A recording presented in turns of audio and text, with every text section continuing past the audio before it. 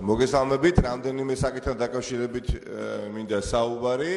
უნებრივია სამწუხაროდ უკანასკნელ დღეებში განსაკუთრებით ნაკლებად თუ არის ამ ქვეყანაში გულგრილი ადამიანი იმ პროცესებთან დაკავშირებით, რომელსაც ჰქვია ეხლა ზეწოლა არა მხოლოდ რუსთავიორზე, არამედ საზოგადოებრივ მაუწყებელზე, როგორც მედიის ერთ-ერთ ასე ვთქვათ მთავარ საშუალებაზე.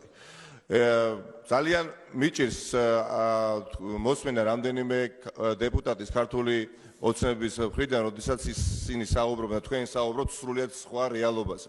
ძვირფასო კოლეგებო ქართული ოცნებიდან, თქვენ ის დეპუტატები ხართ, უმრავლესობის ის დეპუტატები ხართ, რომლებიც ეხლაც არ იღებთ ხმას, არადა ვალდებულები ხართ, ხმა ამოიღეთ, აიმაღლეთ, იმიტომ რომ დეპუტატები ხართ, როდესაც ხედავთ, რომ ივანიშვილი უკვე რეალურად ხურავს საზოგადოებრივ მაუწყებელს, მაგრამ თქვენ კვლავ არ იღებთ ხმას.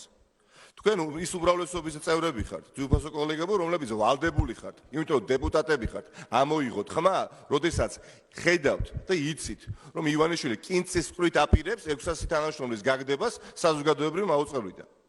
თქვენ უმრავლესობის ის წევრები ხართ, რომლებიც ვალდებულები ხართ, ამოიღოთ ხმა, იმიტომ რომ დეპუტატები ხართ, პირველ რიგში არა ქართული ოცნების დეპუტატები, არა ნაციონალურ მოძრაობის დეპუტატები, გვერდით გადავდოთ რომელი პარტიის დეპუტატები ხართ, თქვენ დეპუტატები ხართ და ვალდებული ხართ თვალებში სიმართლეს თვალები გაუსწოროთ და რეალობა დაინახოთ, რასთან გვაქვს საქმე. ბიძინა ივანიშვილს გაუკვირდება ბევრს, მაგრამ არც მაუწყებლის ასე თქვა დახურვა არ დახურვა ანაღლებს.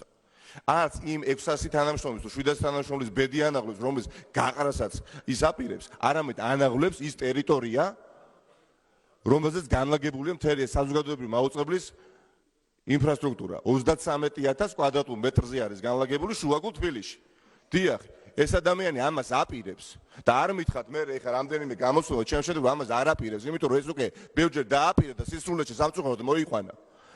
წაართვა და მიიტაცა აბრეშუმის ფაბრიკა და იცით ჩემზე კარგად ბევრმა მიიტაცა ლაგუნა ვერეს კომპლექსი, მიიტაცა ძველი ცეკავშირის შენობა შუაგულ თბილისში, მიიტაცა რუსთაველის გამზირზე ძველი უნივერმაღის შენობა, მიიტაცა 29 ჰექტარი სლოვაკის ხეივანში, ბიძინა ივანიშვილმა მიიტაცა, დიახ, მიიტაცა ბოტანიკური ბაღის ტერიტორიის ნაწილი, საბურთალოს იპოდრომი ძველი მიიტაცა, დიახაც რომ მიიტაცა, მაგრამ ამაზე თქვენ ხმას არ იღებთ და არ საუბრობთ.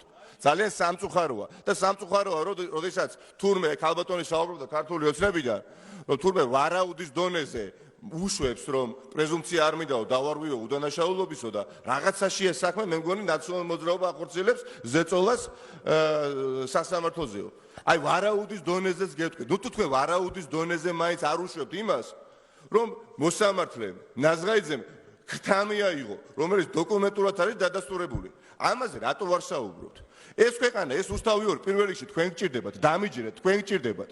თქვენ გჭირდებათ, იმიტომ რომ არ გადაიჩეხოთ უბსტულში. თქვენ გჭირდებათ, რომ არსებობდეს მედია სივრცე ქვეყანაში, სადაც ოპოზიციურად განწყობილი ადამიანები მივიდნენ და ისაუბრებენ თქვენზე სხვადასხვა საკითხის გარშემო. და როგორც კი ამას საბოლოო უკანასკნელ ბასტიონს დახურავთ, ძალიან ცუდად დამთავრდება ეს ყველაფერი პირველ რიგში თქვენთვის, მაგრამ თქვენზე კი არ ვღელავ, მე ვღელავ ამ ქვეყნის მომავალზე. რუსთავიორი არის ერთადერთი მოგწონთ არ მოგწონთ ერთადერთი საშუალება, სადაც შეუძლია ადამიანს მივიდეს და გააკრიტიკოს ბიძინა ივანიშვილი. მითხარით, მაესტრო იყო ასეთი ოპოზიციურად განწყობილი ტელევიზია და რას დაამსგავსა? საზოგადოებრივი მაუწყებელი სამწუხაროდ რას დაამსგავსა? რომელი GDS-ი? სად უნდა ამივაღლოთ ჩვენ ხმა და სად უნდა ვისაუბრო? მაგალითად, მე თქვენზე რომ თქვენ ჩადიხართ კანონდარღვევას. სად? უჩაშიც იქნება. ბატონი რომან გოცირიძე. მოგესალმებით. ქვეყანაში მიმდინარეობს ძალიან სახიფათო პროცესი, რომელსაც ჰქვია ხელისუფლების ყველა შტოს უზურპაცია ადამიანთა